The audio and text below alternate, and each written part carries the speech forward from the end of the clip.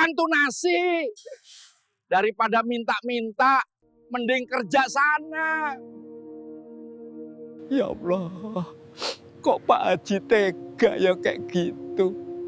Padahal aku gak ganggu dia. Daripada kuberikan kepadamu, mending kubuang saja makanan ini. Kalimat itu diucapkan lantang oleh seorang Pak Haji di halaman masjid, tepat di depan seorang kakek tua yang menahan lapar 2 hari. Nasi hangat dijatuhkan ke tanah, air mata menetes, dan orang-orang hanya terdiam menyaksikan kesombongan di rumah Allah. Tidak ada yang menyangka, beberapa hari setelah kejadian itu, hidup Pak Haji tersebut berubah drastis. Usahanya hancur, keluarganya menjauh, dan ia jatuh di tempat yang sama dalam keadaan tak berdaya. Ternyata, sebelum kita mulai cerita ini, tuliskan dulu di kolom komentar, dari kota mana kalian menonton cerita ini. Dan jangan lupa untuk like dan subscribe channel ini. Yang sudah subscribe, like dan komen, semoga dimudahkan segala urusannya, dilancarkan rezekinya, dijauhkan dari mara bahaya, dan dikabulkan semua hajat dunia akhirat oleh Allah. Amin ya Rabbal Alamin. Sekarang, mari kita mulai ceritanya. Siang itu matahari bersinar terik di atas kubah masjid yang megah. Lantunan doa terakhir dari dalam masjid baru saja usai. Jamaah sholat Jumat mulai berhamburan keluar. Sebagian berbincang ringan, sebagian lagi tergesa menuju kendaraan masing-masing. Di antara keramaian itu, Pak Cipto melangkah mantap. Pakaian putihnya bersih tanpa noda. Peci dan sorbannya terpasang rapi. Di tangan kanannya, ia membawa satu kotak makanan yang dibagikan panitia masjid setelah pengajian. Wajahnya terlihat tenang, namun sorot matanya menyimpan jarak dengan sekitar. Tak jauh dari tangga pelataran, duduk seorang lelaki tua bersandar pada tiang. Tubuhnya kurus, kulitnya legam terbakar matahari. Baju lusuhnya menggantung longgar di pundak yang mulai membungkuk. Itulah Mbah Nur, 69 tahun, yang sudah beberapa bulan terakhir terlihat di sekitar masjid. Mbah Nur bukan pengemis yang banyak bicara. Ia jarang menadahkan tangan sembarangan. Biasanya ia hanya duduk diam, menunggu jika ada yang tergerak memberi. Namun hari itu berbeda. Perutnya sudah 2 hari tak terisi. Tubuhnya terasa ringan seperti tak bertulang. Saat melihat kotak makanan di tangan Pak Cipto, tenggorokan Mbah Nur terasa tercekat. Ia menelan ludah yang hampir tak ada. Dengan sisa tenaga, ia mengangkat wajahnya dan memanggil pelan. "Pak, kalau berkenan, boleh saya minta sedikit saja?" Suara itu hampir tenggelam oleh riuh langkah kaki jamaah. Namun Pak Cipto mendengarnya. Ia berhenti, perlahan menoleh. Pandangannya turun dari kepala hingga kaki Mbah Nur, menilai tanpa kata. Beberapa orang yang melintas mulai memperhatikan. Ada yang memperlambat langkahnya, ada pula yang pura-pura tak melihat. Pak Cipto mendekat 1 langkah. "Kamu ini tiap minggu di sini," ucapnya datar. Mbah Nur mengangguk pelan. "Maaf Pak, saya hanya minta sedikit, untuk bertahan hari ini." Kalimat itu sederhana, tidak memaksa. Namun entah mengapa, wajah Pak Cipto berubah. Garis di dahinya mengeras. Tangannya menggenggam kotak makanan lebih erat. "Kerja itu jangan hanya berharap belas kasihan," katanya dengan nada yang mulai meninggi. Mbah Nur menunduk. "Saya sudah tua Pak, tenaga saya tak sekuat dulu." Angin siang berembus pelan, menggerakkan ujung pakaian putih Pak Cipto. Ia melirik sekeliling. Beberapa jamaah kini benar-benar berhenti dan memandang ke arah mereka. "Kalau semua orang seperti kamu, siapa yang mau bekerja?" lanjutnya. Tak ada jawaban. Mbah Nur hanya menahan napas. Di wajah tuanya tampak rasa malu bercampur lapar yang menyesakkan. Kotak makanan itu masih tertutup. Uap tipis keluar dari celahnya. Aroma nasi hangat dan lauk sederhana tercium jelas. Perut Mbah Nur kembali bergejolak. "Pak, saya tidak meminta banyak," katanya pelan, hampir berbisik. "Sedikit saja." Hening sesaat menyelimuti pelataran. Suasana yang tadi ramai kini terasa tegang. Mata-mata menunggu bagaimana akhir percakapan singkat itu. Pak Cipto menarik napas panjang. Wajahnya tak menunjukkan iba. Ia membuka tutup kotak makanan itu perlahan. Nasi putih, ayam goreng, dan sambal terlihat utuh di dalamnya. Mbah Nur menatap tanpa berkedip. Tangannya terangkat setengah, bukan untuk merebut, melainkan berharap.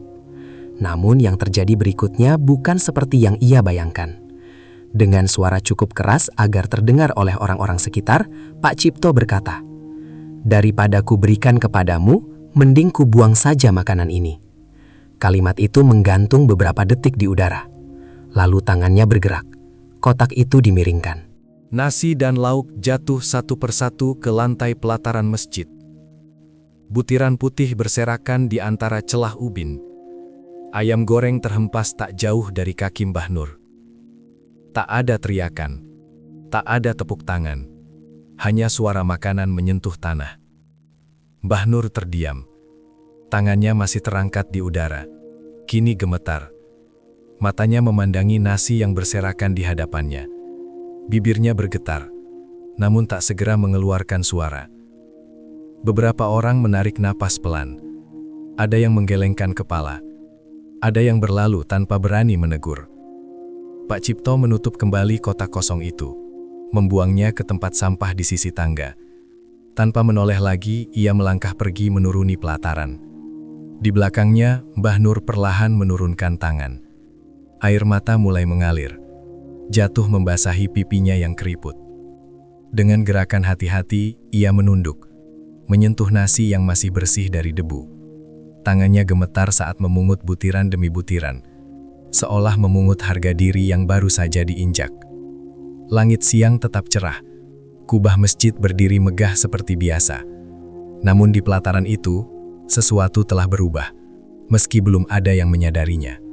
Siang itu, matahari bersinar terik di atas kubah masjid yang megah. Lantunan doa terakhir dari dalam masjid baru saja usai. Jamaah sholat Jumat mulai berhamburan keluar. Sebagian berbincang ringan, sebagian lagi tergesa menuju kendaraan masing-masing. Di antara keramaian itu, Pak Cipto melangkah mantap. Pakaian putihnya bersih tanpa noda. Peci dan sorbannya terpasang rapi. Di tangan kanannya, ia membawa satu kotak makanan yang dibagikan panitia masjid setelah pengajian.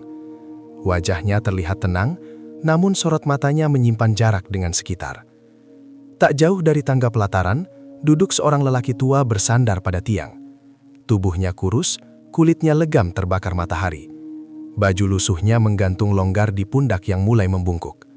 Itulah Mbah Nur, 69 tahun, yang sudah beberapa bulan terakhir terlihat di sekitar masjid. Mbah Nur bukan pengemis yang banyak bicara. Ia jarang menadahkan tangan sembarangan.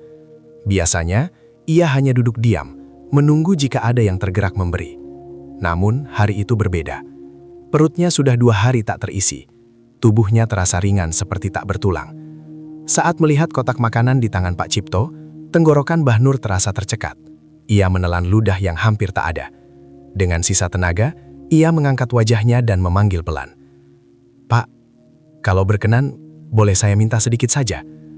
Suara itu hampir tenggelam oleh riuh langkah kaki jamaah. Namun Pak Cipto mendengarnya. Ia berhenti, perlahan menoleh. Pandangannya turun dari kepala hingga kaki Mbah Nur, menilai tanpa kata. Beberapa orang yang melintas mulai memperhatikan. Ada yang memperlambat langkahnya, ada pula yang pura-pura tak melihat. Pak Cipto mendekat satu langkah. "Kamu ini tiap minggu di sini," ucapnya datar. Mbah Nur mengangguk pelan. "Maaf Pak, saya hanya minta sedikit untuk bertahan hari ini." Kalimat itu sederhana, tidak memaksa. Namun entah mengapa, wajah Pak Cipto berubah. Garis di dahinya mengeras, tangannya menggenggam kotak makanan lebih erat. "Kerja itu jangan hanya berharap belas kasihan," katanya dengan nada yang mulai meninggi. Mbah Nur menunduk. "Saya sudah tua Pak, tenaga saya tak sekuat dulu." Angin siang berembus pelan, menggerakkan ujung pakaian putih Pak Cipto. Ia melirik sekeliling. Beberapa jamaah kini benar-benar berhenti dan memandang ke arah mereka. "Kalau semua orang seperti kamu, siapa yang mau bekerja?" lanjutnya. Tak ada jawaban. Mbah Nur hanya menahan napas. Di wajah tuanya tampak rasa malu bercampur lapar yang menyesakkan. Kotak makanan itu masih tertutup. Uap tipis keluar dari celahnya. Aroma nasi hangat dan lauk sederhana tercium jelas. Perut Mbah Nur kembali bergejolak. "Pak, saya tidak meminta banyak," katanya pelan, hampir berbisik. "Sedikit saja." Hening sesaat menyelimuti pelataran. Suasana yang tadi ramai kini terasa tegang. Mata-mata menunggu bagaimana akhir percakapan singkat itu. Pak Cipto menarik napas panjang. Wajahnya tak menunjukkan iba. Ia membuka tutup kotak makanan itu perlahan. Nasi putih, ayam goreng, dan sambal terlihat utuh di dalamnya. Mbah Nur menatap tanpa berkedip. Tangannya terangkat setengah, bukan untuk merebut, melainkan berharap. Namun yang terjadi berikutnya bukan seperti yang ia bayangkan.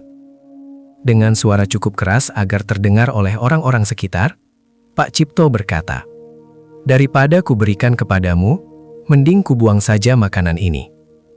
Kalimat itu menggantung beberapa detik di udara. Lalu tangannya bergerak. Kotak itu dimiringkan. Nasi dan lauk jatuh satu persatu ke lantai pelataran masjid. Butiran putih berserakan di antara celah ubin. Ayam goreng terhempas tak jauh dari kaki Mbah Nur. Tak ada teriakan. Tak ada tepuk tangan. Hanya suara makanan menyentuh tanah. Mbah Nur terdiam. Tangannya masih terangkat di udara. Kini gemetar. Matanya memandangi nasi yang berserakan di hadapannya. Bibirnya bergetar, namun tak segera mengeluarkan suara. Beberapa orang menarik napas pelan. Ada yang menggelengkan kepala. Ada yang berlalu tanpa berani menegur. Pak Cipto menutup kembali kotak kosong itu, membuangnya ke tempat sampah di sisi tangga. Tanpa menoleh lagi, ia melangkah pergi menuruni pelataran. Di belakangnya, Mbah Nur perlahan menurunkan tangan. Air mata mulai mengalir. Jatuh membasahi pipinya yang keriput. Dengan gerakan hati-hati, ia menunduk, menyentuh nasi yang masih bersih dari debu. Tangannya gemetar saat memungut butiran demi butiran, seolah memungut harga diri yang baru saja diinjak. Langit siang tetap cerah. Kubah masjid berdiri megah seperti biasa. Namun di pelataran itu, sesuatu telah berubah, meski belum ada yang menyadarinya. Butiran nasi masih tercecer di sela ubin pelataran. Mbah Nur memungutnya perlahan, memilih yang belum tersentuh debu. Tangannya bergetar bukan hanya karena lapar, tetapi karena perasaan yang sulit dijelaskan. Ia tidak terbiasa diperlakukan seperti itu di tempat yang ia anggap rumah kedua. Beberapa jamaah yang tadi menyaksikan kejadian itu kini berpencar. Ada yang berbisik pelan, ada yang hanya menatap sekilas sebelum pergi. Tak satu pun benar-benar mendekat. Suasana kembali bergerak seperti biasa, seolah peristiwa tadi hanyalah angin lewat. Seorang anak kecil yang menggandeng tangan ibunya sempat berhenti. "Bu, kenapa makanannya dibuang?" tanyanya polos. Sang ibu menarik anaknya menjauh. "Sudah, jangan lihat," jawabnya lirih. Mbah Nur mendengar itu. Hatinya terasa semakin kecil. Ia tidak marah pada siapapun. Tidak pada anak kecil itu, tidak pula pada ibunya. Ia hanya merasa seperti bayangan yang tak diinginkan. Dengan hati-hati, ia mengumpulkan nasi yang masih layak, menaruhnya di atas tutup kotak styrofoam yang terjatuh. Ayam goreng yang terhempas di sampingnya ia bersihkan dengan ujung sarungnya. Gerakannya pelan, penuh kehati-hatian, seolah yang disentuhnya bukan sekadar makanan, melainkan sisa harga diri. Sementara itu, di ujung pelataran, Pak Cipto berjalan menuju mobilnya. Langkahnya cepat, rahangnya mengeras. Ia merasa telah melakukan hal yang benar. Baginya, memberi kepada orang seperti Mbah Nur hanya akan membuat mereka semakin bergantung. Ia membuka pintu mobil dan duduk di kursi pengemudi. Namun sebelum menyalakan mesin, pandangannya tanpa sengaja kembali ke arah pelataran. Dari kejauhan, ia melihat tubuh renta itu masih membungkuk. Ada jeda sepersekian detik di dadanya. Sesuatu yang tidak ia beri nama. Tapi segera ia tepis. Orang seperti itu harus belajar, gumamnya pelan. Mesin mobil menyala. Ia melaju meninggalkan halaman masjid.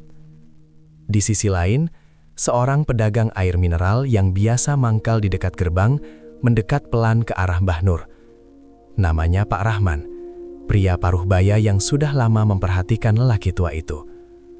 "Mbah, sini, saya punya air," katanya sambil menyodorkan botol kecil. Mbah Nur mengangkat wajahnya. Matanya merah, tapi ia mencoba tersenyum. "Terima kasih, Nak." Pak Rahman tidak banyak bertanya. Ia hanya duduk sebentar di samping Mbah Nur, tanpa menghakimi, tanpa mengasihani berlebihan. Kehadiran sederhana itu cukup membuat udara terasa sedikit lebih ringan. "Sudah makan, Mbah?" tanya Pak Rahman hati-hati. Mbah Nur mengangguk kecil. "Sudah, masih ada rezeki," jawabnya lirih. Ia tidak menceritakan apapun tentang kalimat yang baru saja menusuk hatinya. Tidak pula tentang nasi yang dijatuhkan dengan sengaja. Ia memilih diam. Setelah beberapa saat, pelataran benar-benar sepi. Matahari bergeser sedikit ke barat. Bayangan tiang-tiang masjid memanjang di atas lantai. Mbah Nur menyandarkan punggungnya ke tiang yang sama. Tubuhnya masih lemah, tetapi sorot matanya berbeda. Ada kesedihan di sana, namun juga keteguhan yang tak mudah dipatahkan. Ia memandang kubah masjid yang menjulang tinggi. Bibirnya bergerak tanpa suara.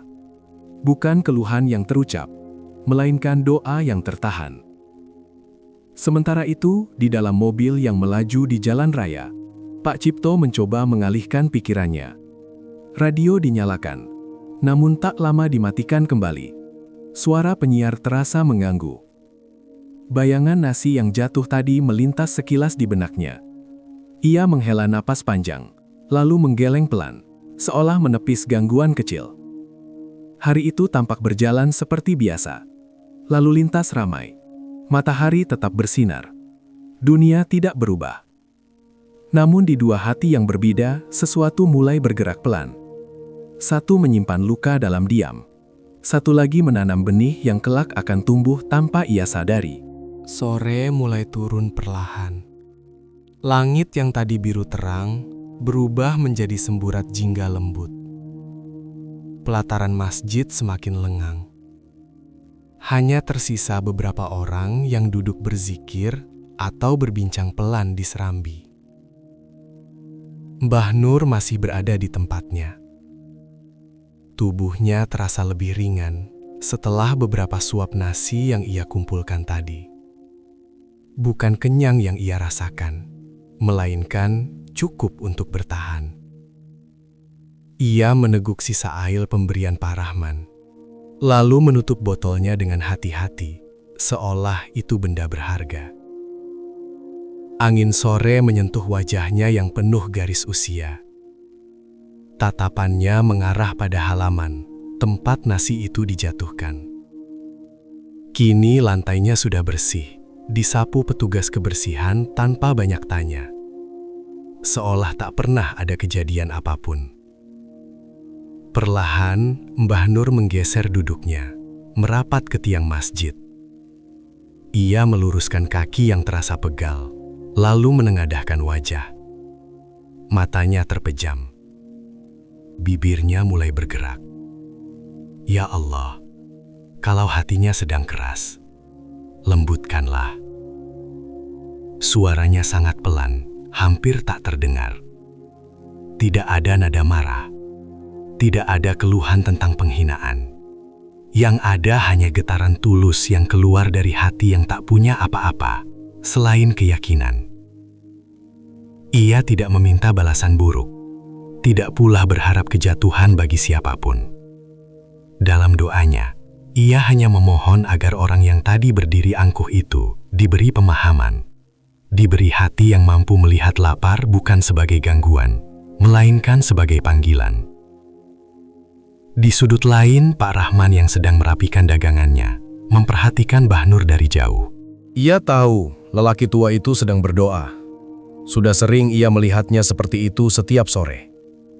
Tenang, tidak pernah mengumpat, bahkan ketika diperlakukan kurang baik. Beberapa warga sekitar mengenal Mbah Nur sebagai orang yang dahulu pernah memiliki keluarga.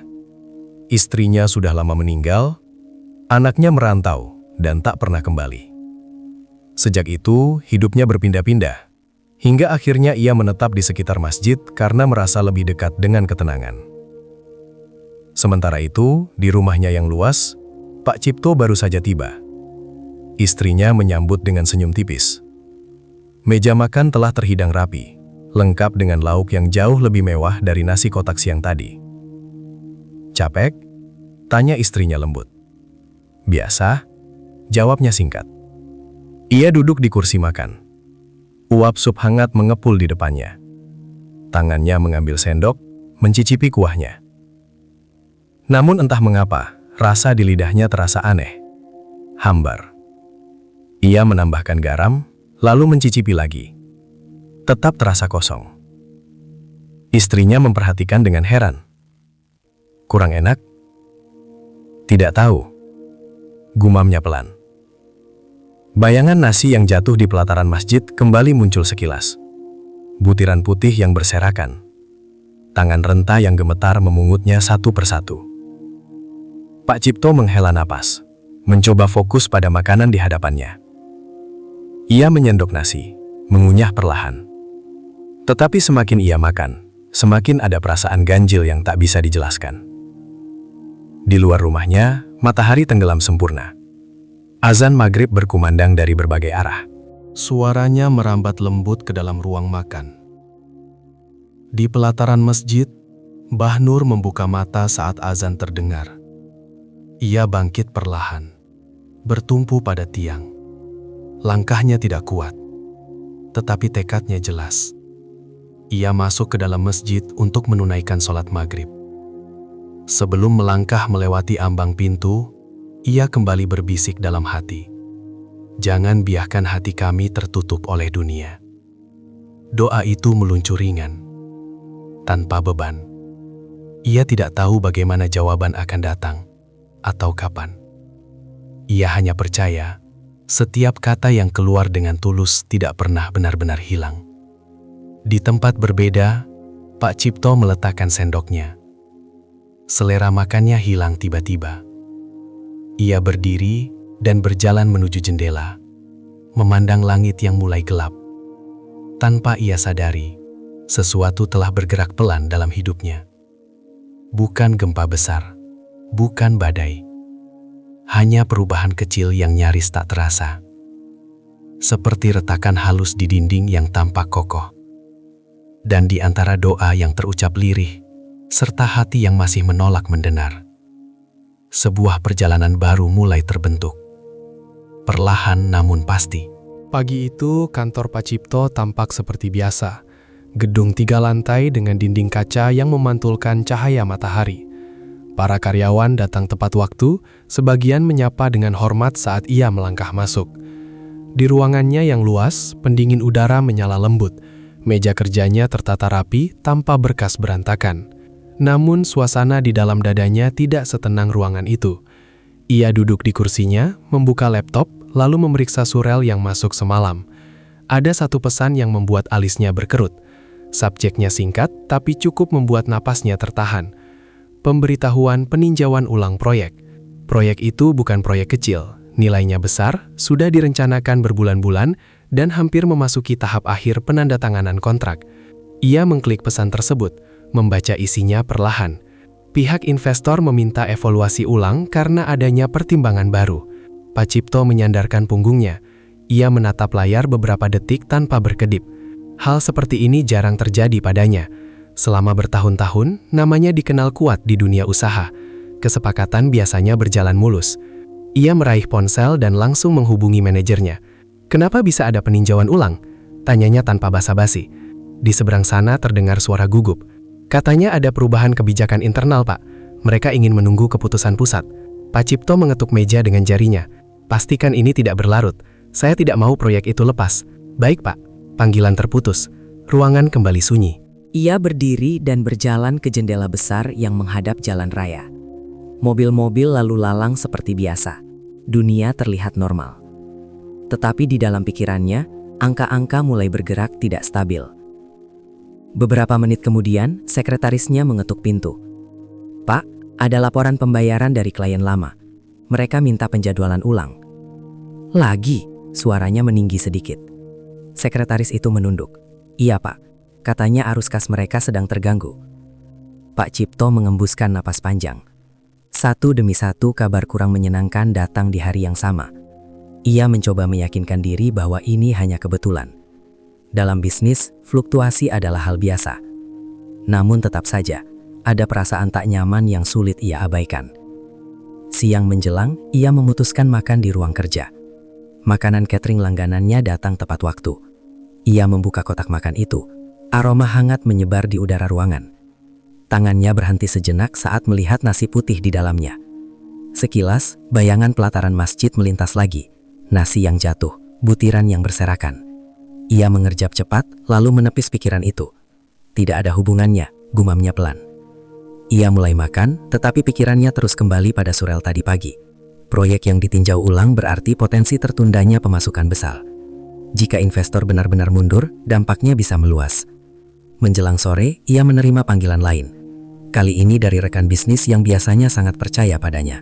Kita perlu membicarakan ulang kerjasama ini, kata suara di seberang dengan nada hati-hati. Situasi pasar sedang tidak menentu.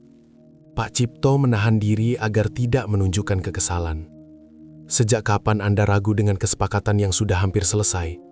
Bukan ragu, hanya berjaga-jaga. Setelah telepon ditutup, ia terdiam cukup lama. Retakan kecil yang tadi terasa samar, kini mulai terdengar jelas. Belum runtuh, belum hancur, tetapi ada celah yang terbuka. Sesuatu yang biasanya kokoh, kini goyah sedikit demi sedikit. Sore itu, ia pulang lebih lambat dari biasanya. Di perjalanan, pikirannya dipenuhi perhitungan. Ia mencoba mencari penjelasan rasional, kondisi ekonomi, kebijakan baru, persaingan usaha, semua masuk akal. Namun, di sela logika yang ia susun rapi, muncul lagi gambaran tangan renta yang memungut nasi dari lantai. Ia menggeleng pelan, seolah menolak menghubungkan dua peristiwa yang berbeda dunia. Setibanya di rumah, istrinya menyambut dengan wajah bertanya, "Ada apa? Kamu terlihat lelah." "Hanya urusan kantor," jawabnya singkat. Ia masuk ke kamar tanpa banyak bicara. Malam itu, di ruang kerja kecil di rumahnya, Pak Cipto duduk sendirian menatap laporan keuangan. Angka-angka yang biasanya memberi rasa percaya diri, kini terasa seperti teka-teki yang tak sepenuhnya bisa ia kendalikan. Retakan itu belum besar, belum terlihat oleh orang luar. Namun di dalam, ia mulai menyadari bahwa sesuatu sedang berubah. Perlahan, tanpa suara, usaha yang selama ini ia banggakan mulai menunjukkan garis halus yang tak pernah ia bayangkan sebelumnya. Beberapa hari setelah kabar peninjauan ulang proyek itu, ritme hidup Pak Cipto mulai terasa berbeda. Ia tetap berangkat pagi, tetap mengenakan pakaian rapi, tetap memberi instruksi dengan suara tegas. Dari luar, tak ada yang tampak berubah. Namun, di dalam dirinya, ketenangan yang dulu mudah ia rasakan kini seperti menghilang perlahan. Siang itu ia menghadiri pertemuan dengan dua calon mitra baru di sebuah restoran ternama. Meja sudah dipesan khusus. Hidangan datang satu persatu, tertata indah dengan aroma yang menggoda. "Silahkan Pak," ujar salah satu mitra sambil tersenyum. Pak Cipto mengangguk, lalu mulai menyendok nasi dari piringnya. Butiran putih itu terlihat pulen, mengepul hangat. Tangannya berhenti sepersekian detik. Entah mengapa, setiap kali melihat nasi, ingatannya kembali pada pelataran masjid, pada tangan tua yang memungut sisa makanan dari lantai, pada tatapan yang tidak melawan, hanya menerima. Ia mencoba memusatkan perhatian pada pembicaraan bisnis di depannya. "Kami ingin kerjasama yang saling menguntungkan," kata salah satu mitra. "Tentu," jawab Pak Cipto singkat. Ia menyuapkan nasi ke mulutnya. Rasanya hambar. Ia menambahkan lauk, mencoba menciptakan rasa yang lebih kuat. Tetap saja, ada sesuatu yang ganjil. Di tengah pembicaraan, perutnya terasa tidak nyaman. Bukan sakit yang jelas, hanya seperti menolak menerima makanan. Ia meletakkan sendoknya lebih cepat dari biasanya. "Kurang cocok, Pak?" tanya salah satu mitra. "Tidak, hanya sedikit tidak enak badan," jawabnya datar. Pertemuan itu selesai tanpa keputusan pasti. Mitra-mitra itu meminta waktu mempertimbangkan. Kalimat yang sama kembali ia dengar, menunggu situasi lebih stabil. Di perjalanan pulang, perutnya terasa semakin penuh, meski ia hampir tidak makan. Ia membuka jendela mobil sedikit, membiarkan angin masuk. Sesampainya di rumah, istrinya sudah menyiapkan makan malam. Lauk sederhana, masakan rumahan yang biasanya menjadi favoritnya. "Kamu kelihatan pucat," ujar istrinya sambil menuangkan sup ke mangkuk. Pak Cipto duduk tanpa banyak bicara. Ia mencoba makan beberapa sendok. Lagi-lagi rasa itu datang, seolah lidahnya tidak lagi mampu merasakan nikmat. "Masakanku berubah ya?" tanya istrinya pelan. "Tidak," jawabnya cepat. "Aku saja yang kurang selera." Ia berdiri sebelum menghabiskan makanannya. Istrinya menatap piring yang masih hampir penuh dengan perasaan tak mengerti. Malam itu, saat ia berbaring, perutnya terasa tidak nyaman. Bukan karena terlalu banyak makan, melainkan karena sesuatu yang tak bisa ia jelaskan. Ia memejamkan mata, mencoba tidur.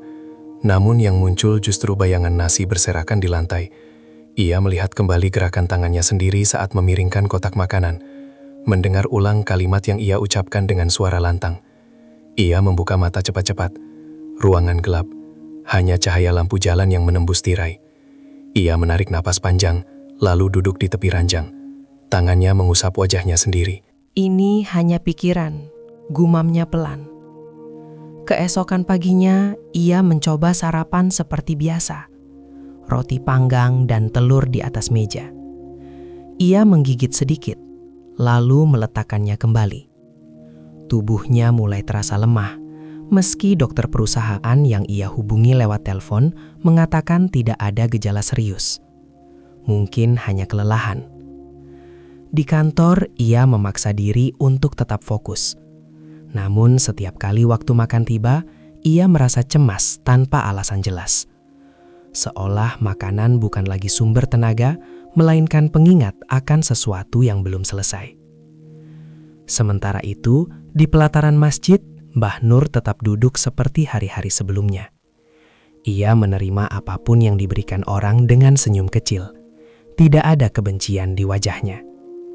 Beberapa warga mulai lebih sering memberinya makanan, mungkin karena rasa iba setelah kejadian beberapa hari lalu.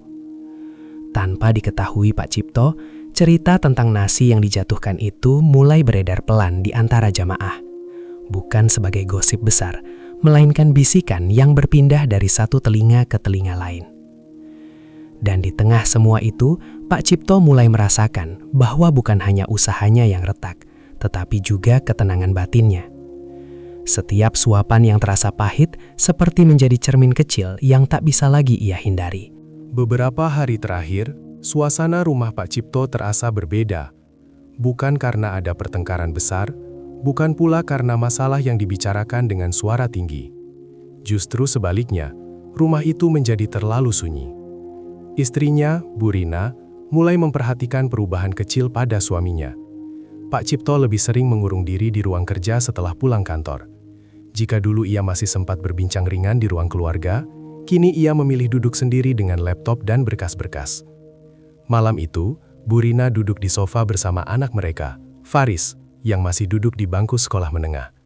Televisi menyala, tetapi tak benar-benar ditonton.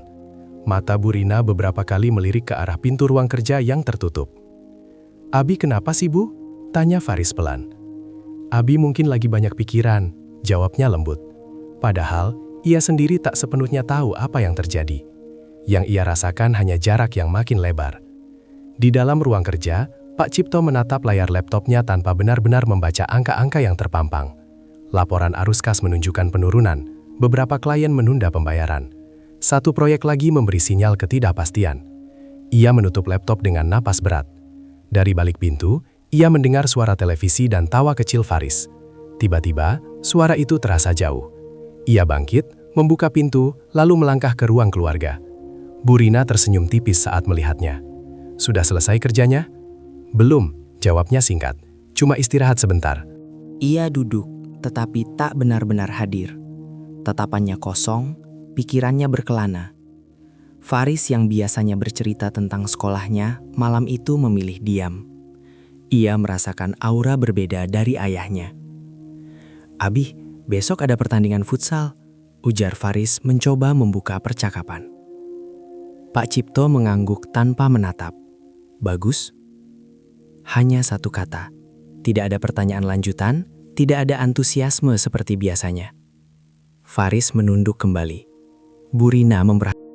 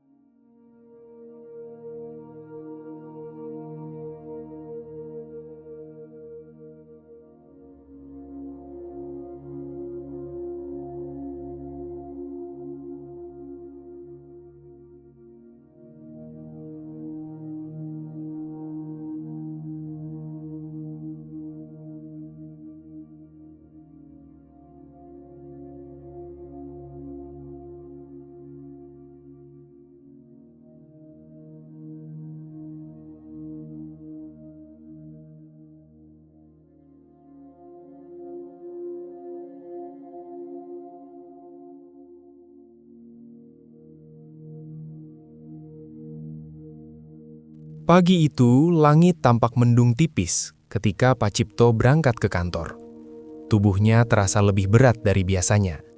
Ia mengira hanya kurang tidur, tetapi ada sensasi aneh di dadanya, seperti ditekan perlahan dari dalam.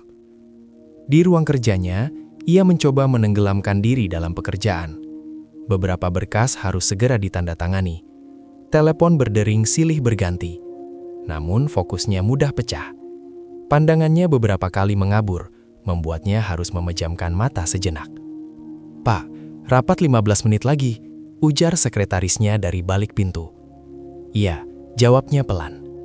Ia berdiri untuk mengambil map di rak belakang meja. Baru 2 langkah, kepalanya terasa ringan. Ruangan seperti berputar pelan. Ia memegang tepi meja, mencoba menahan diri. Keringat dingin mulai muncul di pelipisnya. Ia menarik napas dalam, berharap sensasi itu hilang. Namun tekanan di dada semakin terasa. Bukan nyeri tajam, melainkan berat yang menyesakan. Suara di luar ruangan terdengar samar. Ia mencoba melangkah lagi, tetapi lututnya mendadak lemas. Pandangan gelap seketika, tubuhnya ambruk di lantai sebelum sempat memanggil siapapun.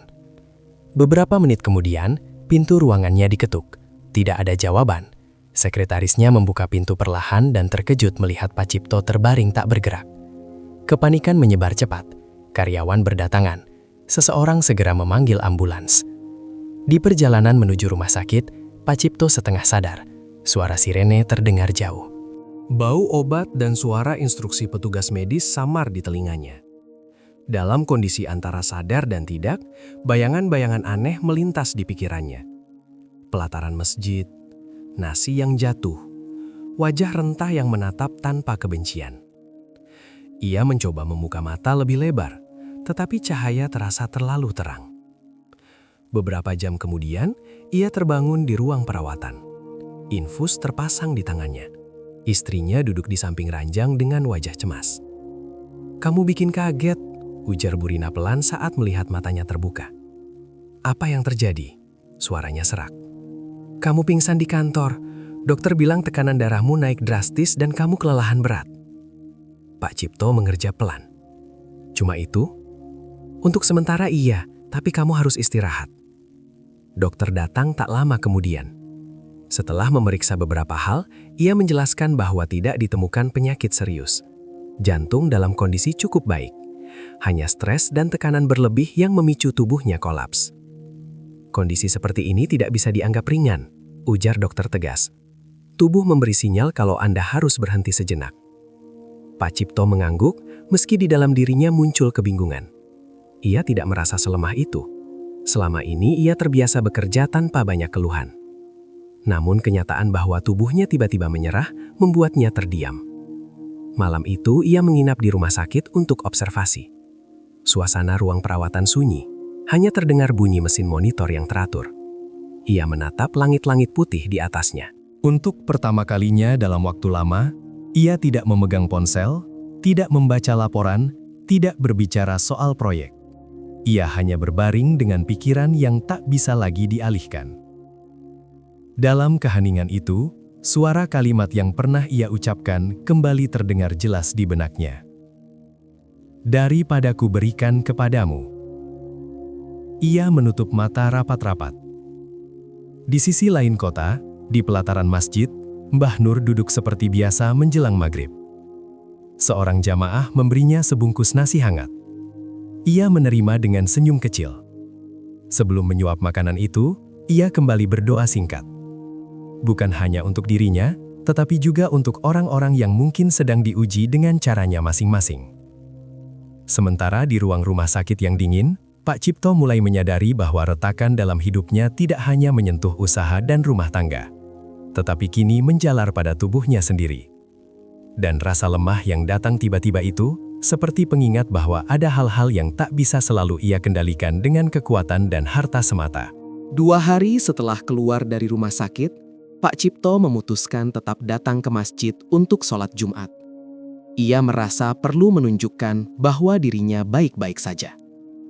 Tubuhnya memang masih terasa sedikit lemah, tetapi gengsinya jauh lebih besar dari rasa letih itu. Pakaian putihnya kembali rapi, sorbannya terpasang seperti biasa, Dari luar, tak ada yang bisa menebak bahwa beberapa hari lalu ia terbaring tak berdaya di ruang perawatan. Namun suasana yang ia rasakan siang itu berbeda. Beberapa jamaah yang biasanya menyapanya dengan hangat, kini hanya mengangguk singkat. Ada yang tersenyum tipis, ada pula yang tampak ragu sebelum mendekat. Pak Cipto mencoba mengabaikan perubahan kecil itu. Ia masuk ke dalam masjid, mengambil saf di barisan depan seperti biasanya. Di sisi lain pelataran, Mbah Nur duduk di tempatnya yang hampir sama seperti minggu lalu.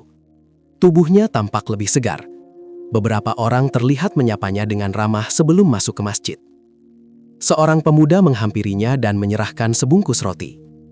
"Ini, Bah, buat nanti." Mbah Nur menerima dengan senyum tulus. "Terima kasih, Nak. Semoga Allah membalas kebaikanmu." Tak jauh dari situ, dua orang pria paruh baya berbincang pelan. "Itu Pak Cipto yang kemarin masuk rumah sakit ya?" bisik salah satunya. "Iya, katanya tiba-tiba pingsan di kantor." "Entahlah, sejak kejadian di pelataran itu rasanya beda."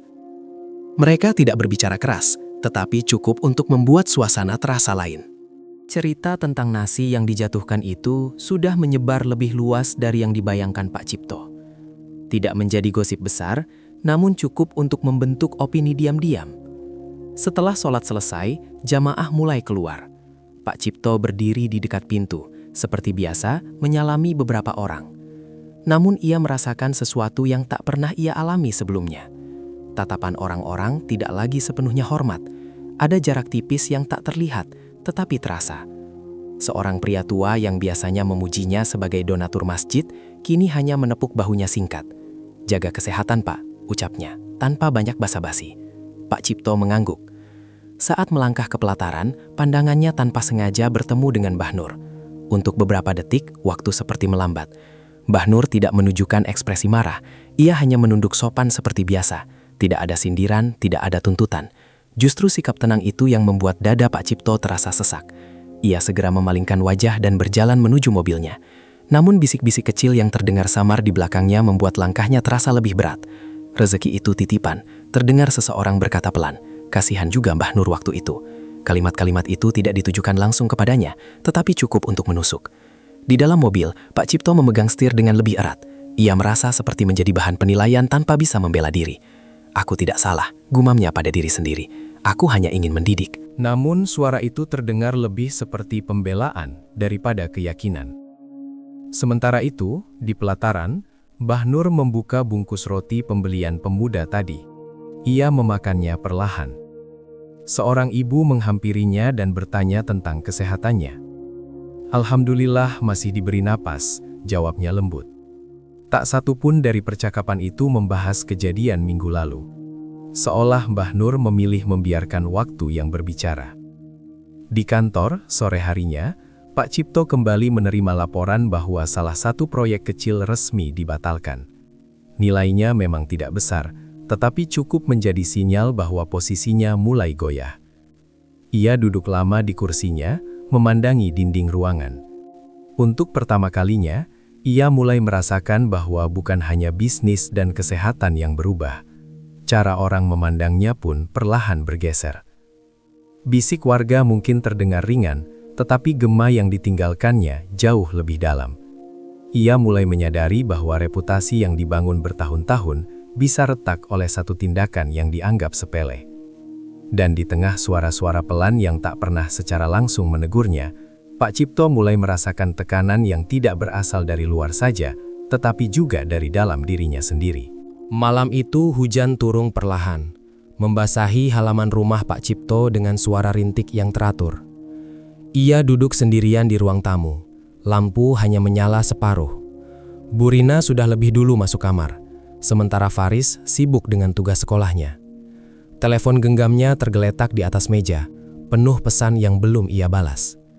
Ia tidak ingin membaca laporan apapun malam itu. Kepalanya terasa berat, bukan hanya karena urusan usaha, tetapi karena sesuatu yang tak bisa ia singkirkan dari pikirannya. Ia memejamkan mata sejenak di kursi. Hujan terdengar semakin jelas, udara menjadi dingin. Tanpa sadar, ia tertidur. Dalam tidurnya, ia berdiri di sebuah tempat yang sangat ia kenal. Pelataran masjid yang sama. kubah megah menjulang di atasnya. Namun suasana terasa berbeda. Langit tampak redup, seperti senja yang tak selesai. Ia melihat orang-orang berjalan melewatinya, tetapi tidak satu pun memandang wajahnya. Ia mencoba menyapa, tetapi suaranya seperti tak terdengar. Ketika ia menunduk, barulah ia menyadari sesuatu yang membuat dadanya tercekat. Pakaiannya bukan lagi putih bersih. Yang ia kenakan lusuh dan kusam. Tangannya tampak kurus, berkerut. Kakinya gemetar saat melangkah. Ia mencoba berdiri tegak, tetapi tubuhnya terasa rapuh. Tak jauh di depannya, seorang pria berpakaian putih berdiri sambil memegang kotak makanan. Wajah pria itu samar, namun sikapnya angkuh.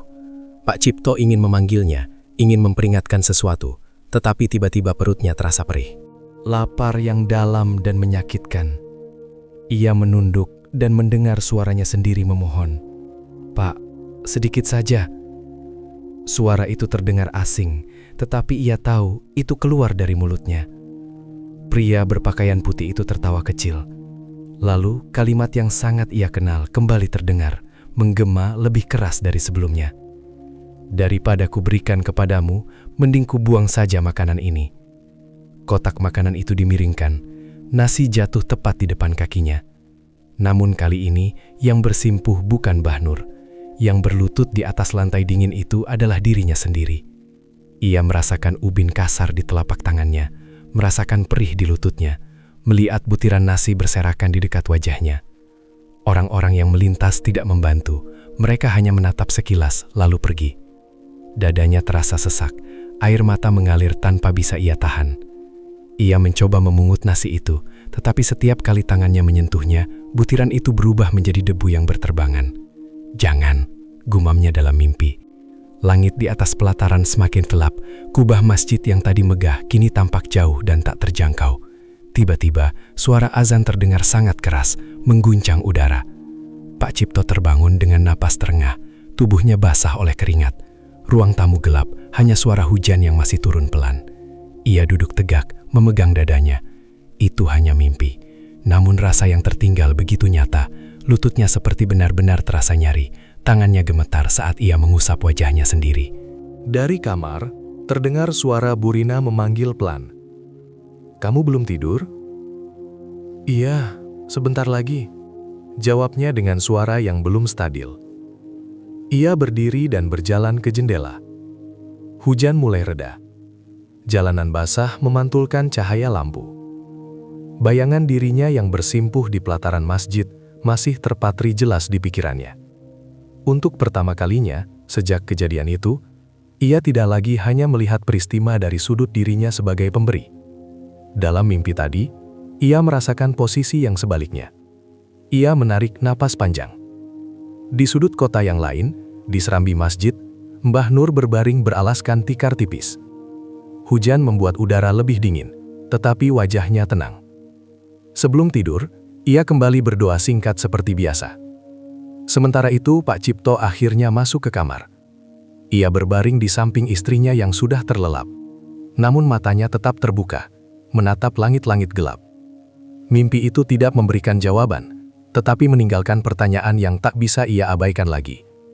Dan untuk pertama kalinya, ia mulai merasa bahwa apa yang terjadi dalam hidupnya bukan sekadar kebetulan yang berdiri sendiri. Pagi setelah mimpi itu, Pak Cipto bangun dengan perasaan yang sulit ia jelaskan. Bukan sekedar lelah, melainkan seperti ada beban yang menempel di pikirannya. Ia tetap bersiap ke kantor, mengenakan pakaian terbaiknya, mencoba terlihat setegap biasanya. Namun langkahnya terasa lebih lambat. Di kantor, suasana tidak lagi sehidup dulu. Beberapa meja kosong karena proyek yang tertunda, membuat sebagian karyawan dirumahkan sementara. Ia berjalan melewati lorong yang biasanya ramai. Kini terdengar lebih sunyi. Di ruangannya, ia mendapati manajer keuangan sudah menunggu dengan map tebal di tangan. "Ada yang perlu kita bicarakan, Pak," ujarnya hati-hati. Pak Cipto duduk dan memberi isyarat agar ia melanjutkan. Investor utama resmi menunda kerjasama tanpa batas waktu. Selain itu, 2 klien besar belum bisa memastikan pembayaran dalam bulan ini. Kalimat itu terasa seperti pukulan yang datang beruntun. ia membuka laporan yang disodorkan. Angka-angka merah mulai mendominasi halaman. "Berapa lama kita bisa bertahan?" tanyanya pelan. "Kalau kondisi seperti ini terus, mungkin hanya beberapa bulan." Ruangan terasa semakin sempit. Pendingin udara tetap menyala, tetapi dahinya berkeringat. Ia mencoba berpikir jernih. Masih ada aset, masih ada cadangan dana. Tetapi untuk pertama kalinya dalam bertahun-tahun, ia melihat kemungkinan kerugian yang nyata. "Jual aset yang tidak terlalu penting," ujarnya akhirnya. "Kita harus jaga arus kas." Manajer itu mengangguk, meski raut wajahnya menunjukkan kekhawatiran. Siang itu, telepon kembali berdering. Kali ini dari bank. "Pak, kami ingin membahas ulang jadwal pembayaran pinjaman proyek," kata suara di seberang. Nada bicaranya formal namun tegas. Setelah percakapan itu, Pak Cipto meletakkan ponsel dengan perlahan. Ia menatap jendela di samping meja, melihat lalu lintas yang terus berjalan tanpa peduli pada kesulitan siapapun. Sore hari, ia memutuskan pulang lebih awal. Di rumah, Bu Rina menyambutnya dengan wajah cemas. "Ada apa lagi?" tanyanya pelan. Pak Cipto tidak langsung menjawab. Ia duduk di ruang tamu, menatap lantai beberapa saat sebelum akhirnya berkata, "Beberapa proyek batal. Kita mungkin harus mengencangkan pengeluaran." Bu Rina terdiam. Seberapa serius?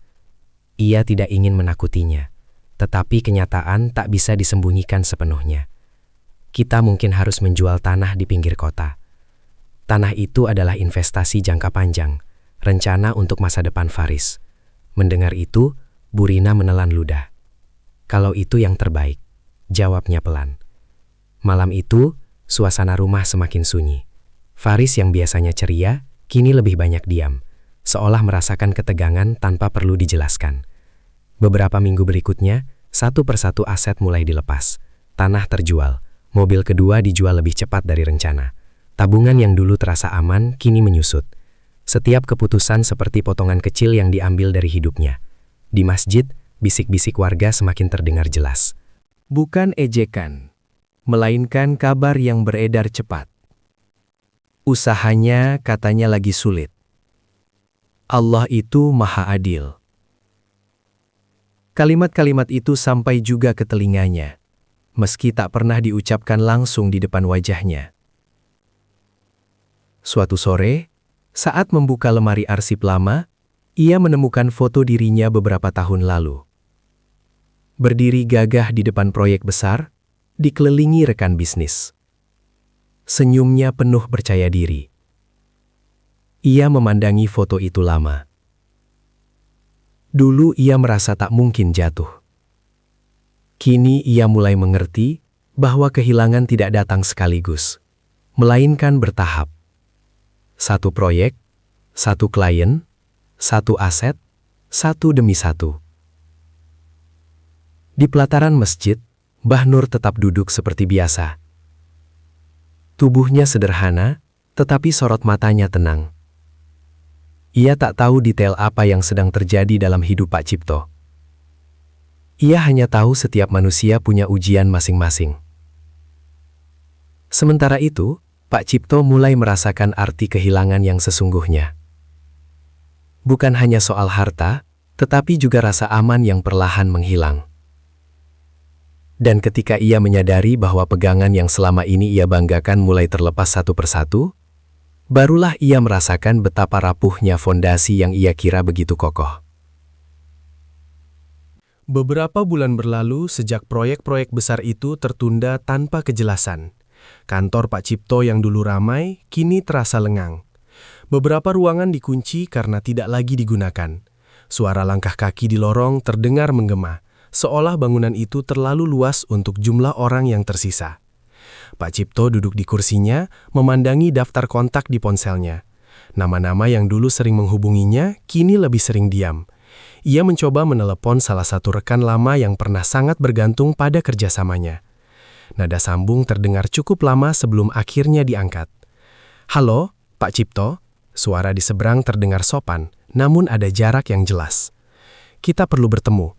Ada peluang baru yang bisa kita bicarakan," ucap Pak Cipto langsung. Terdengar jeda sesaat. Saat ini saya sedang fokus pada proyek lain, mungkin lain waktu. Kalimat itu singkat, tetapi cukup menjelaskan segalanya. Setelah panggilan berakhir, ia menatap layar ponselnya beberapa detik. Ia mencoba menghubungi nama lain. Hasilnya tak jauh berbeda. Semua berbicara hati-hati, seolah tak ingin terlibat terlalu dalam. Dulu, ia yang menentukan arah pembicaraan. Kini, ia yang menunggu kepastian dari orang lain. Sore itu ia memutuskan datang ke sebuah acara undangan bisnis di hotel kota. Ia merasa perlu tetap terlihat, menunjukkan bahwa dirinya masih ada. Ruang pertemuan penuh dengan orang-orang berpakaian rapi, tawa dan percakapan terdengar di berbagai sudut. Ia melangkah masuk dengan senyum tipis. Beberapa orang menyapanya, tetapi hanya sekedar formalitas. "Bagaimana kabar, Pak?" tanya seorang pria sambil tersenyum cepat. "Baik," jawabnya singkat. Percakapan tidak berlanjut. Orang itu segera beralih ke kelompok lain. Pak Cipto berdiri dengan segelas air mineral di tangan. Ia menyadari bahwa ia berada di tengah keramaian, tetapi terasa sendirian. Tidak ada lagi lingkaran diskusi yang mengelilinginya seperti dulu. Ia mendengar namanya disebut pelan di sudut ruangan. Kasihan juga ya, dulu besar sekali usahanya. Semoga bisa bangkit lagi. Nada itu terdengar seperti simpati, tetapi tetap membuat dadanya terasa sesak. Ia menegakkan bahu dan mencoba berbicara dengan beberapa peserta lain, namun obrolan terasa hambar. Tak ada lagi antusiasme ketika ia menyampaikan ide. Malam itu ia pulang lebih cepat. Di dalam mobil, ia menatap jalanan yang dipenuhi lampu kendaraan. Kota tetap hidup, tetapi baginya semuanya terasa jauh. Sesampainya di rumah, Bu Rina menyambut dengan tatapan lembut. "Capek?" tanyanya. "Iya," jawabnya pelan. Faris sedang belajar di meja makan. Anak itu mengangkat wajahnya sekilas, lalu kembali menunduk. Ada jarak yang tak diucapkan, tetapi terasa. Pak Cipto masuk ke kamar tanpa banyak bicara. Ia duduk di tepi ranjang dan membuka laci kecil tempat ia menyimpan beberapa kartu nama lama. Kartu-kartu itu dulu menjadi simbol jaringan dan kekuatan. Kini, sebagian nomor tak lagi aktif. Ia menutup laci perlahan. Di luar rumah, suara motor melintas sesekali. Hidup orang lain berjalan tanpa gangguan berarti. Sementara di dalam, ia mulai merasakan arti kesendirian yang sesungguhnya. Bukan karena tak ada orang di sekelilingnya, tetapi karena hubungan yang dulu terasa kokoh, kini menjadi rapuh. Orang-orang yang dulu mendekat karena kepentingan, perlahan menjauh saat keuntungan tak lagi pasti. Di pelataran masjid, malam itu, Mbah Nur duduk bersama beberapa jamaah muda yang menemaninya berbincang ringan. Tawa kecil terdengar di antara mereka. Tak ada harta di sekelilingnya, tetapi ada kebersamaan yang sederhana. Sementara itu, Pak Cipto menyadari bahwa berada di tengah ramai tidak selalu berarti ditemani. Kadang justru di saat itulah seseorang paling jelas merasakan betapa sendirinya ia. Dan untuk pertama kalinya, ia mulai mempertanyakan bukan hanya apa yang hilang dari hidupnya, tetapi juga siapa saja yang benar-benar pernah ada untuknya. Hari itu terasa lebih panas dari biasanya. Matahari tepat di atas kepala ketika Pak Cipto melangkah pelan menuju masjid. Ia tidak lagi datang dengan mobil mewah seperti dulu. Kendaraan yang tersisa sudah dijual untuk menutup beberapa kewajiban mendesak. Kini ia berjalan kaki dari rumah kontrakan kecil yang sementara ia tempati bersama keluarganya, setelah rumah lama resmi dilepas. Langkahnya berat bukan hanya karena jarak, tetapi karena keadaan yang tak pernah ia bayangkan sebelumnya. Beberapa bulan terakhir menjadi masa paling sulit dalam hidupnya. Satu demi satu kewajiban menekan tanpa ampun. Kantornya terpaksa ditutup sementara. Sisa karyawan dilepas dengan berat hati. Ia berusaha tegar di depan Bu Rina dan Faris, tetapi setiap malam pikirannya tak pernah benar-benar tenang. Siang itu ia datang lebih awal untuk sholat Jumat. Bukan untuk bertemu siapapun, ia hanya ingin duduk sejenak, menenangkan hati yang terasa penuh. Pelataran masjid tampak sama seperti dulu. Ubin putih yang bersih, tiang-tiang tinggi yang kokoh. Kubah megah memantulkan cahaya matahari. Ia berhenti beberapa langkah dari tangga. Ingatan tentang hari ketika ia menjatuhkan nasi itu muncul begitu jelas, seolah peristiwa itu baru terjadi kemarin. Ia melanjutkan langkah dan duduk di salah satu sisi pelataran, bukan di barisan depan seperti biasanya. Tubuhnya terasa lemas. Beberapa hari terakhir ia kembali sulit makan. Bukan karena tidak ada makanan, tetapi karena selera yang hilang bersama beban pikiran. Angin siang berembus pelan, namun tak cukup mengurangi panas. Ia menyandarkan punggungnya ke tiang, tepat di tempat yang dulu sering ditempati seseorang yang kini jarang ia lihat dengan jelas. Perutnya bergejolak. Sejak pagi ia hanya minum air. Uang yang tersisa harus dihemat untuk kebutuhan rumah. Ia menutup mata sebentar, mencoba mengatur napas. Suara langkah jamaah mulai terdengar. Orang-orang berbatangan dengan pakaian rapi. Sebagian menyapanya dengan anggukan, sebagian lagi hanya melintas cepat. Ia menunduk. Untuk pertama kalinya dalam hidupnya, ia benar-benar merasakan arti tak berdaya. Bukan hanya kehilangan harta, tetapi juga kehilangan pijakan. Ketika azan belum berkumandang, tubuhnya terasa semakin ringan. Pandangannya sedikit berkunang. Ia mencoba berdiri untuk masuk ke dalam masjid, tetapi lututnya seperti kehilangan tenaga. Ia kembali terduduk. Tangannya bertumpu di lantai pelataran yang terasa panas. Napasnya lebih berat dari biasanya. Orang-orang berlalu di depannya. Tidak ada yang sengaja mengabaikan, tetapi tak ada pula yang benar-benar menyadari kondisinya. Di titik itulah, kesadaran datang perlahan. Inilah tempat yang sama. Tempat di mana ia pernah berdiri dengan kepala tegak dan hati yang penuh kesombongan. Tempat di mana ia merasa lebih tinggi dari seseorang yang meminta sepotong makanan. Kini, ia yang duduk bersandar, dengan tubuh lemah dan perut kosong. Bukan sebagai orang yang dihormati, bukan sebagai donatur, hanya sebagai seorang lelaki yang sedang diuji. Ia menatap ubin di bawah tangannya. Kilatan bayangan nasi yang dulu berserakan muncul kembali di benaknya. Kali ini tanpa perlawanan dalam hati. Tidak ada pembelaan, tidak ada alasan yang disusun rapi. Hanya diam. Azan Jumat mulai berkumandang. Suaranya menggema memenuhi udara. Biasanya, suara itu memberi ketenangan.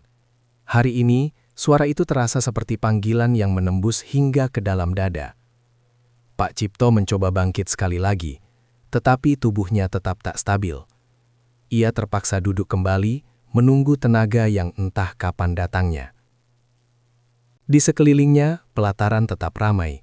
Dunia tetap berjalan seperti biasa. Namun di dalam dirinya, sesuatu sedang runtuh sepenuhnya. Bukan gedung, bukan usaha, melainkan sisa keangkuhan yang selama ini ia pertahankan.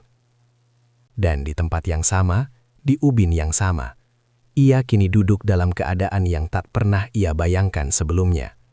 Azan masih menggema ketika Pak Cipto menunduk, berusaha menahan pusing yang berputar pelan di kepalanya. Panas pelataran terasa menyengat sampai ke telapak tangannya yang bertumpuh di lantai. Orang-orang mulai bergegas masuk ke dalam masjid, mencari saf terbaik sebelum khutbah dimulai. Ia mencoba berdiri sekali lagi. Tubuhnya terangkat setengah, lalu goyah. Pandangannya mengabur sesaat. Ia kembali terduduk, kali ini lebih lemah. Nafasnya terdengar berat di antara riuh langkah jamaah. Perutnya terasa kosong. Sejak pagi, ia hanya minum segelas air. Di rumah, persediaan makanan memang masih ada, tetapi ia sengaja tidak menyentuhnya. Ia ingin memastikan Bu Rina dan Faris cukup lebih dulu. Ego lamanya mungkin sudah runtuh, tetapi kebiasaan memikul beban sendirian masih melekat. Di tengah kesadarannya yang setengah kabur, ia melihat bayangan seseorang berhenti di depannya. Sepasang sandal usang. Lalu sebuah suara lembut yang sangat ia kenal, terdengar pelan namun jelas. Pak Cipto mengangkat wajahnya perlahan. Di hadapannya berdiri Mbah Nur. Tubuh rentah itu masih sama seperti sebelumnya. Baju sederhana yang bersih meski sudah lama dipakai. Wajahnya dipenuhi keriput, tetapi sorot matanya teduh.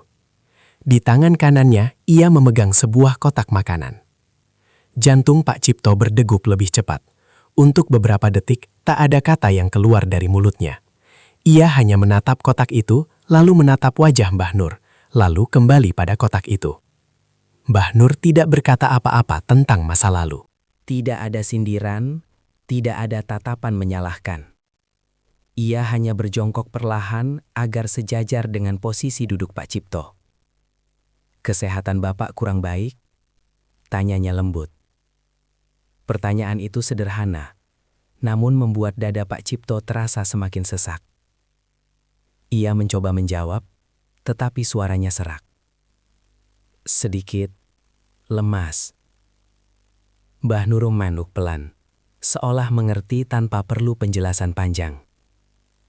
"Ini ada rezeki," katanya sambil mengangkat kotak makanan itu sedikit. "Tadi ada yang memberi lebih." Pak Cipto menelan ludah. Tangannya gemetar, bukan hanya karena lemah, tetapi karena perasaan yang tak bisa ia sembunyikan lagi. Ingatan tentang hari ketika ia menjatuhkan nasi di pelataran itu muncul begitu jelas. Kalimat yang pernah ia ucapkan seperti bergema di telinganya sendiri. Kini posisi mereka terbalik. Orang yang dulu ia hina berdiri di hadapannya, bukan dengan amarah, tetapi dengan kepedulian. Beberapa jamaah yang masih berada di pelataran mulai memperhatikan. Namun suasana tetap hening. Tidak ada yang berbicara. Pak Cipto menunduk, tak sanggup menatap terlalu lama. Tangannya bergerak perlahan, seolah ingin menerima, tetapi masih tertahan oleh sisa rasa malu. Mbah Nur tidak memaksa. Ia hanya menunggu dengan sabar, tetap berjongkok di depan Pak Cipto. "Ambillah, Pak," ucapnya pelan. Tubuh perlu tenaga. Nada suaranya tidak tinggi, tidak rendah, hanya tulus. Angin siang berembus, menggerakkan ujung pakaian mereka. Di atas, kubah masjid berdiri kokoh, menyaksikan pemandangan yang sunyi namun syarat makna. Akhirnya, dengan tangan yang masih gemetar, Pak Cipto menerima kotak itu. Sentuhan singkat jari mereka terasa hangat. Tidak ada tepuk tangan, tidak ada keramaian, hanya dua manusia yang berdiri di titik yang berbeda dari waktu sebelumnya. Pak Cipto memegang kotak itu erat, seolah memegang sesuatu yang jauh lebih berat dari sekadar makanan. Di hadapannya, Mbah Nur tersenyum kecil. Dan di pelataran masjid yang sama, tangan yang dulu pernah direndahkan, kini datang bukan untuk membalas, melainkan untuk menguatkan. Kotak makanan itu terasa hangat di tangan Pak Cipto. Hangatnya merambat sampai ke dadanya yang sejak tadi terasa kosong. Ia masih duduk bersandar pada tiang, sementara Mbah Nur tetap berjongkok di depannya dengan sabar. Suara khutbah mulai terdengar dari dalam masjid, mengalun melalui pengeras suara. Namun bagi Pak Cipto, dunia seolah menyempit hanya pada momen itu. Ia memandang kotak tersebut cukup lama, sebelum akhirnya membukanya perlahan. Uap tipis mengepul keluar, nasi putih, sayur sederhana, dan sepotong tempe goreng tersusun rapi di dalamnya. Makanan yang sangat biasa. Namun hari itu terlihat begitu berarti. Tangannya gemetar ketika mencoba menyendok sedikit nasi, tetapi tubuhnya masih terlalu lemah. Sendok itu hampir terjatuh. Melihat itu, Mbah Nur menggeser posisinya sedikit lebih dekat. "Biar saya bantu, Pak," ucapnya lembut. Pak Cipto ingin menolak. Sisa harga dirinya masih mencoba berdiri, namun tubuhnya tak lagi mendukung. Ia hanya mampu menunduk pelan. Dengan tangan rentah yang penuh keriput, Mbah Nur mengambil sendok itu. Gerakannya pelan, penuh kehati-hatian, seolah sedang menyuapi anak kecil yang sakit. Satu sendok nasi terangkat. Untuk sesaat, waktu terasa berhenti. Pak Cipto mengangkat wajahnya. Mata mereka bertemu. Tidak ada dendam di sana. Tidak ada kepuasan karena keadaan telah berbalik. Yang ada hanya ketulusan yang sederhana. Sendok itu mendekat ke bibirnya. Saat nasi pertama menyentuh lidahnya, sesuatu dalam dirinya runtuh sepenuhnya. Bukan karena rasa makanan itu. Bukan pula karena lapar semata, tetapi karena kenyataan bahwa orang yang pernah ia rendahkan kini menyuapinya tanpa sedikit pun menyimpan kebencian. Air matanya jatuh tanpa bisa ia tahan.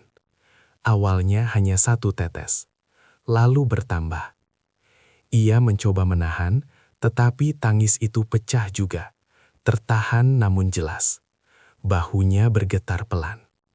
Beberapa jamaah yang keluar lebih awal dari masjid melihat pemandangan itu. Mereka berhenti, namun tak ada yang berani mendekat. Semua hanya menyaksikan dalam diam. Mbah Nur tetap tenang. Ia tidak terkejut oleh air mata itu. Ia menyuapkan 1 sendok lagi, dengan sabar yang sama. "Pelan-pelan saja, Pak," katanya lirih. Pak Cipto menutup wajahnya dengan tangan. Tetapi Mbah Nur dengan lembut menurunkannya, agar ia bisa makan dengan baik. Di antara suapan-suapan itu, suara khutbah terus mengalun, tentang kesabaran, tentang ujian, tentang hati yang diuji dengan kekayaan dan kemiskinan. Kalimat-kalimat itu seperti menembus langsung ke dalam dada Pak Cipto. Setelah beberapa suap, tenaganya mulai sedikit kembali. Namun tangisnya belum sepenuhnya reda. "Ampuni saya," suaranya terputus, hampir tak terdengar. Mbah Nur menggeleng pelan. "Kita semua belajar, Pak," jawabnya sederhana. "Hidup ini berputar. Tidak ada kalimat panjang, tidak ada ceramah. Hanya 1 kalimat yang terasa lebih berat dari apapun yang pernah ia dengar." Pak Cipto menatap lantai pelataran itu. Di tempat yang sama, beberapa bulan lalu, ia menjatuhkan makanan dengan kesombongan. Kini, di ubin yang sama, ia menerima suapan dengan air mata. Angin siang bertiup lebih lembut.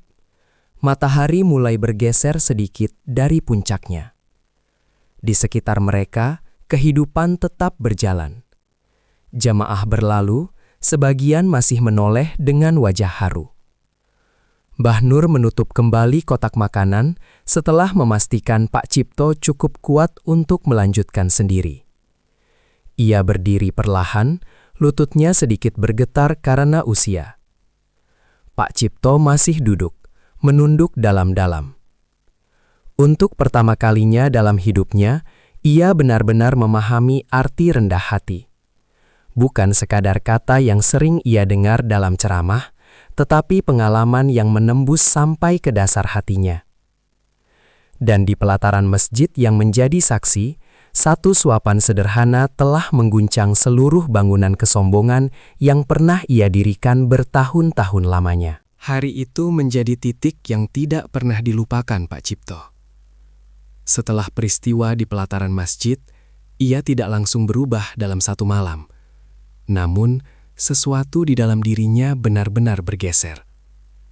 Beberapa hari setelahnya, ia kembali ke masjid dengan langkah yang berbeda. Bukan lagi dengan kepala terangkat tinggi, melainkan dengan pandangan yang lebih tenang. Ia duduk di saf tengah, tidak mencari tempat terdepan. Seusai sholat, ia tidak langsung pulang. Ia memilih duduk sejenak di pelataran. Mbah Nur berada tak jauh darinya, seperti biasa. Pak Cipto mendekat perlahan. Kali ini bukan sebagai orang yang memberi atau menerima, melainkan sebagai seseorang yang ingin belajar. "Mbah," ucapnya pelan. Mbah Nur menoleh dengan senyum kecil. "Iya, Pak. Saya ingin minta maaf." Kalimat itu sederhana, tetapi terasa berat untuk diucapkan. Namun kali ini, ia mengatakannya tanpa ragu. Mbah Nur tidak tampak terkejut. Ia hanya mengangguk pelan. "Sudah saya maafkan sejak hari itu." Jawaban itu membuat dada Pak Cipto kembali hangat. Tidak ada syarat, tidak ada tuntutan. Sejak saat itu, Pak Cipto mulai melakukan hal-hal kecil yang dulu tak pernah ia pikirkan. Ia menyisihkan sedikit uang dari sisa yang ada untuk membeli nasi bungkus setiap Jumat. Jumlahnya tidak banyak, kadang hanya 5 atau 10 kotak. Ia membagikannya diam-diam, tanpa menyebut nama, tanpa mengundang perhatian. Orang-orang mulai memperhatikan perubahan itu. Bukan perubahan yang mewah, melainkan yang tulus. Ia juga mulai membuka diri pada keluarganya. Di rumah kontrakan sederhana mereka, ia duduk bersama Bu Rina dan Faris tanpa membicarakan angka dan kerugian. Ia mendengarkan cerita Faris tentang sekolah. Ia membantu istrinya menyiapkan makan malam. Rumah yang sempat membisu, kini perlahan kembali hangat, meski dalam kesederhanaan. Usahanya memang belum pulih seperti dulu. Ia memulai dari kecil, menerima proyek sederhana, bekerja lebih keras dengan tim yang jauh lebih sedikit. Tidak ada lagi kesombongan dalam caranya berbicara, tidak ada lagi nada merendahkan ketika bertemu orang yang kesulitan. Ia juga sering duduk di samping Mbah Nur di pelataran masjid, bukan untuk merasa lebih tinggi, tetapi untuk berbincang ringan. Dari lelaki tua itu, ia belajar tentang kesabaran, tentang kehilangan yang diterima tanpa keluhan, tentang rezeki yang tidak selalu berbentuk harta. Suatu Jumat, seorang pemuda datang menghampiri Pak Cipto. "Pak, terima kasih sudah rutin berbagi. Semoga Allah membalas."